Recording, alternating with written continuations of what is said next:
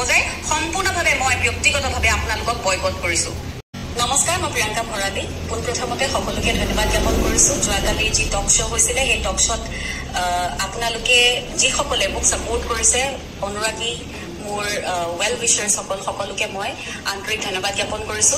কিন্তু মই এই মুহূৰ্তত এই ভিডিঅ'টো শ্বেয়াৰ কৰিবলৈ বাধ্য হৈছো অন্য এটা কাৰণত। যোৱাকালিৰ অনুষ্ঠানটো শেষ হোৱাৰ পিছত আমাৰ প্ৰাগ নিউজৰ MD সঞ্জীৱ নাৰায়ণ ডাঙৰীয়াই আমাক অনুষ্ঠানটো হৈ যোৱাৰ পিছত বিশেষভাৱে তেখেতে মোক ব্যক্তিগতভাৱে মোক কৈছিলে যে যি হ'ল তুমি তোমাৰ ক'বলগীয়াখিনি ক'লা, আমাক পাৰ্চনেলি তুমিও বেয়া নাপাবা আৰু আশা কৰোঁ তুমিও আমাক বেয়া নোপোৱা। ময়ো ক'লোঁ যে মই বেয়া পাবলগীয়া কথা যিখিনি আছিলে মই তাৰ কাৰণে মই উত্তৰ দিবলৈ ক'লোঁ আৰু তেওঁলোকে মোক অতিথি হিচাপে সেইখিনি শেষ মুহূৰ্তত তেওঁলোকে মোক সুন্দৰভাৱে তেওঁলোকে বিদায় দিওঁতে তেওঁলোকে সেইখিনি সময়ত এখন ফটো একেলগে তুলিছিলে। ভদ্ৰতাৰ খাতিৰত ময়ো তুলিছোঁ তেওঁলোকৰ লগত। কিন্তু মই এইটো কথা বুজি পোৱা নাই, এই ফটোখন লৈ আজি তেওঁলোকে শ্বেয়াৰ কৰি পেলাই কি বুজাব বিচাৰিছে, ইয়াৰ আঁৰত ৰহস্য কি? যেতিয়া প্ৰথম গম পাইছো সঞ্জীৱ নাৰায়ণ ডাঙৰীয়াই এখন ফটো তেওঁ শ্বেয়াৰ কৰিছে, তেতিয়া মই তেখেতক ব্যক্তিগতভাৱে ফোন কৰি কৈছো যে এই ফটোখন আপুনি আজি কিয় শ্বেয়াৰ কৰিছে? মানুহক বেলেগ ধৰণে এই কথাখিনি ঘূৰাই পেলাই বুজোৱাটো মই এইটো কথা কেতিয়াও সমৰ্থন নিদিওঁ।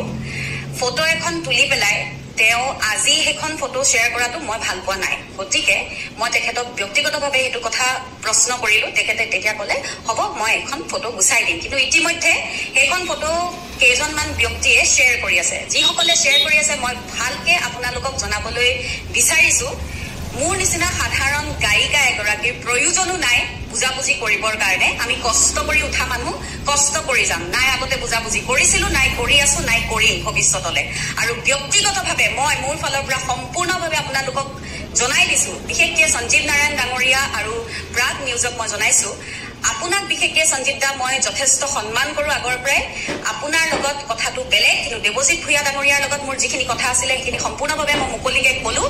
মই আপোনাক কৈছোঁ বিশেষভাৱে, আপুনি এইখন ফটো প্ৰথমতে শ্বেয়াৰ কৰিছিলে, মই তেতিয়া মনা কৰাৰ পিছত আপুনি গুচালে, তাৰপিছত এইখন ফটো কেনেকৈ শ্বেয়াৰ হ'ল আৰু কি বুজাইছে মই এইটো কথা আপোনাক সুধিব বিচাৰিছোঁ। আপুনি স্পষ্টভাৱে কওক যে মোৰ আপোনাৰ লগত বুজাবুজি হৈছিলে নে আপোনালোকৰ অনুষ্ঠানটোৰ লগত বুজাবুজি হৈছিলে, কাৰণ মই জনাততো মই তেনেকৈ যোৱা নাই। গতিকে আপুনি আৰু আপোনাৰ প্ৰাগ নিউজৰ সেই ব্যক্তিসকলক মই সুধিব বিচাৰিছোঁ, আপোনালোকে স্পষ্টভাৱে এইখিনি সম্পূৰ্ণভাৱে মানুহক মুকলিকৈ কওক। আৰু মোৰ বুজাবুজি কেতিয়াও আপোনালোকৰ লগত নাছিল, কাৰো লগত নাছিল, নাই এতিয়া আছে, নাই আগলৈ হ'ব।